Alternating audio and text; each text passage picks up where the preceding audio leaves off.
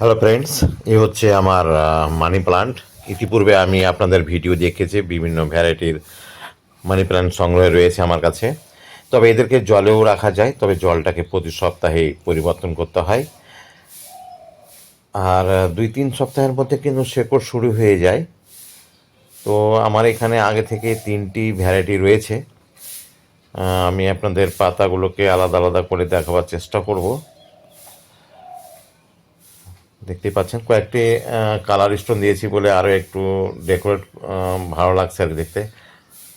এই দেখতে পাচ্ছেন এটা একটু আলাদা, এটা একটু ছুচালো লম্বা টাইপের, ওভাল টাইপের আর কি। আর আজকে যেটা নতুন দিয়েছি একেবারে ছোট্ট চারার মতো, একটা কডেক্স সহ, এটা 4টা হয়ে গেল। আর খুব শিগগিরই দেবো যেটা মার্বেল ভ্যারাইটি।